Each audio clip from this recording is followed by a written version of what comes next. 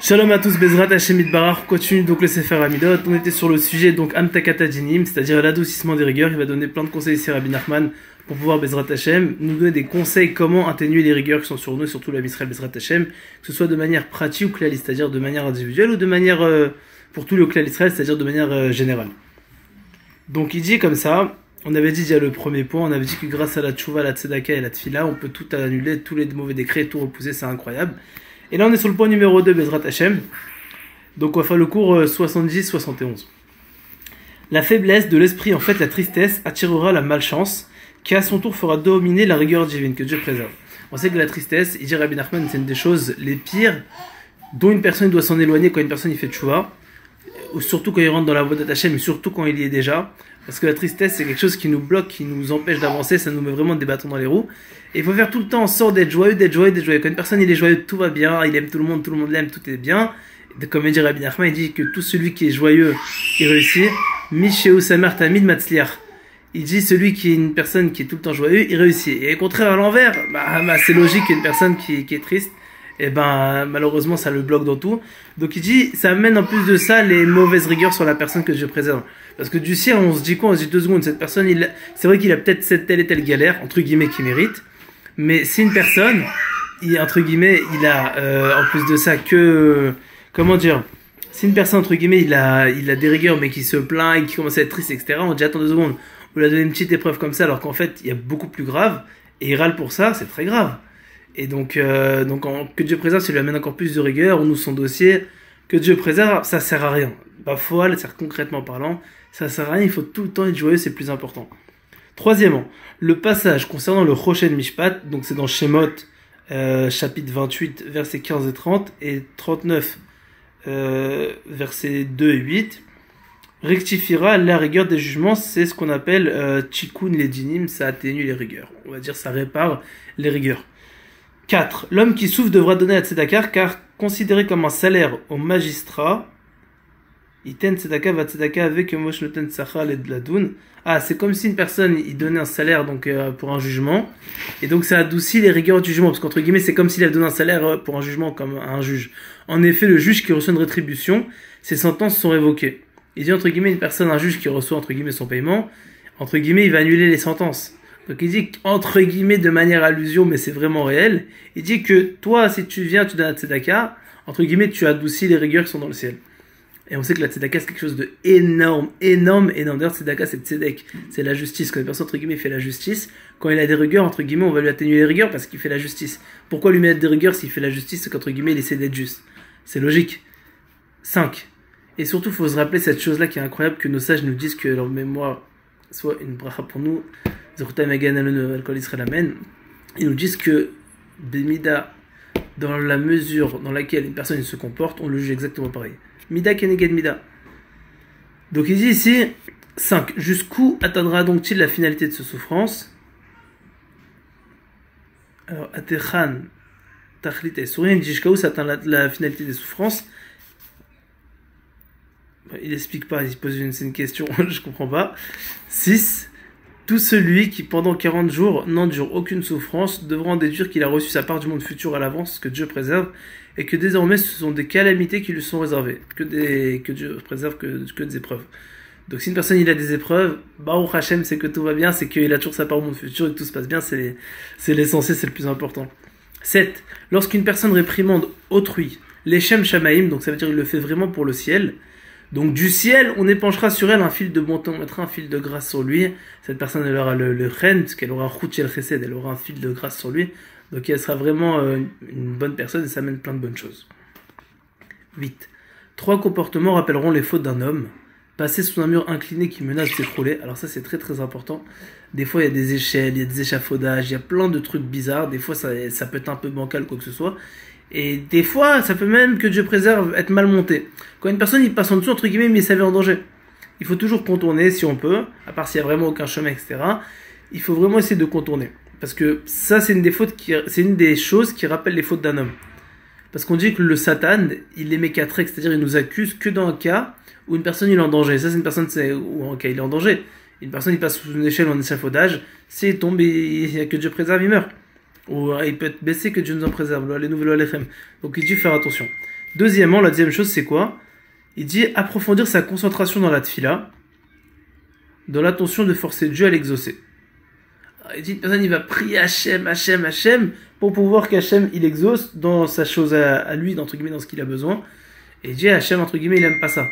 Parce qu'entre guillemets, pourquoi tu forces Hachem à avoir ta requête? Entre guillemets, t'es persuadé que ta requête, c'est le Hémet, ça se trouve, c'est pas le Hémet. Vous savez, nous, quand on prie, il dit beaucoup ça, Rabbi Nachman, il dit, on doit prier à Kadosh Baruch Hu sur ce qu'on désire, évidemment, mais on doit pas le forcer. Pourquoi? Parce que si une personne il force Dieu, alors que Dieu préserve, Dieu peut donner la chose, mais la chose, elle peut être néfaste pour cette personne-là. Ça peut être valable dans un chidour, ça peut être valable pour une voiture, ça peut être valable pour un travail, ça peut être valable pour n'importe quelle chose, pour un déménagement, une personne qui va habiter là-bas. Hachem fait que je puisse avoir cette maison, Hachem fait que je puisse avoir cette femme-là, Hachem fait que je puisse avoir ce travail-là. Et au final, cette chose-là va être dommageable pour lui, que Dieu préserve. Donc, faut dire Hachem, si la chose elle est bonne pour moi, donne-la moi. Donc, tu dis Hachem comme ça, vraiment de tout ton cœur, de manière simple, vraiment et sincère. Hachem, voilà, moi je pense que c'est une bonne chose pour moi, mais non, je sais pas, peut-être ça se trouve elle est pas bonne pour moi. Hachem, il voit des millions de pas, des milliards de pas devant nous. Donc Hachem sait ce qui est bon pour nous. Nous, on dit Hachem, voilà, moi je veux faire telle et telle chose. Si c'est bon pour toi, bracha, alors vas-y, fais que ça s'exauce. Si Dieu veut, bisrout tarachamim, par ta miséricorde. Si c'est pas bon, fais que ça s'éloigne très très vite, bisrout tarachamim, que ça n'arrive jamais chez moi. Troisièmement, et prendre le ciel à partie contre au prochain. Alors ça, dire Hachem, regarde ce qu'il m'a fait. Alors que Dieu préserve, on dit, ah, toi t'accuses une personne, entre guillemets, tu prends le ciel à partie. C'est très grave aussi, on ouvre le dossier d'une personne, ça rappelle ses fautes. Donc on a dit, il y a 3 comportements qui rappellent les fautes d'une personne. La première, donc c'est quand une personne, entre guillemets, il passe devant un mur incliné. La deuxième, c'est quand une personne, il approfondit sa concentration dans la prière pour soit exaucer sa chose. Et la troisième personne, c'est quand une personne, il prend le ciel à partie, il dit Hachem, voilà, comme on l'a dit précédemment, voilà ce qu'il m'a fait, etc., que Dieu préserve. Dieu, il n'aime pas du tout ça, au contraire. La Torah, entre guillemets, ce que Dieu veut de nous, c'est le but dans lequel on doit arriver, c'est qu'on arrive à ressembler à Dieu, qu'on arrive à être des malars. De même que Dieu, on lui fait du mal, il pardonne. On doit essayer d'arriver à ça. Des fois, c'est Dieu, les personnes nous ont fait beaucoup de mal, ça met du temps à pardonner. Mais on doit avoir un objectif tout le temps, d'essayer de pardonner, d'essayer de pouvoir être mochel, c'est important. Il y a une histoire, je raconte en rapide. Il y avait un grand sadique, je crois que c'était Rabbi Eliyahu Lopian. Quelqu'un, il est venu voir, il a dit, j'ai fait du lachonara sur toi, Rabbeinu, voilà, je suis désolé, est-ce que vous me pardonnez? Il a dit quoi, le Rav, reviens dans 2 semaines. 2 semaines après, il est revenu, il a pardonné. Il a dit, prends Rav, ça vous a pris 2 semaines. Il m'a dit, parce que ça m'a blessé. C'est même un grand sadique. Il a été blessé. Il a dit, entre guillemets, tu fais du lachonara sur moi alors que je t'ai rien fait, que je t'ai fait que du bien. C'est blessant. Après tout, on est des humains, on a un cœur. Mais au final, il lui a pardonné. Vous comprenez? C'est-à-dire que le but, c'est d'arriver à être des malades. C'est-à-dire que bien qu'on nous fait du mal, le but, c'est d'être passé au-dessus. L'ifne Mishouatadin et de pardonner, de dire, allez, c'est pas grave, il y a de pire de toute façon, et on passe. Et Dieu, il aime ça en passant. 9. Parce qu'au final, entre guillemets, nous, on a une mitzvah de ressembler à Kadosh Baruch Hu, c'est écrit la Lechet Bidrachav, d'aller dans le chemin de Dieu. Et comme je l'ai dit précédemment, Hachem, lui, il pardonne. Donc nous, on a une mitzvah de pardonner. Hachem, il donne, on a une mitzvah de donner. Et il y a plein de mitzvot comme ça. D'être Erechapaim, d'être lent à la colère, il faut être lent à la colère, ne pas s'énerver directement. Bon, bref, il y a plein de mitzvot qu'on doit essayer de copier à Kadosh Baruch Hu, et c'est magnifique, parce qu'une personne qui arrive vraiment à copier Dieu, donc plus il essaye de le copier, plus il va réussir dans sa vie, parce que Dieu, c'est la perfection. Donc plus une personne il copie la perfection, plus il devient parfait. Ça va de soi. 9. 4 initiatives déchireront le verdict pesant sur un homme. Donc on avait dit, il y avait 3 choses qui repoussaient les mauvais décrets qui pouvaient même les annuler. C'était Tfila, Tchouva, Tzedaka. Donc la Tfila, la prière. La Tchouva, le fait de repentir, le fait de recommencer à zéro. Et demander à Kadosh Baruch Hu qui nous efface notre faute. Et la Tzedaka, ce qu'on a dit, la justice, mettre des pièces à Tzedaka, donner beaucoup d'argent aux Talmidei Chachamim, aux Anim, Agunim, c'est-à-dire les pauvres qui ont la crainte de Dieu, qui font la Torah, la mitzvot, les Talmidei Chachamim, etc.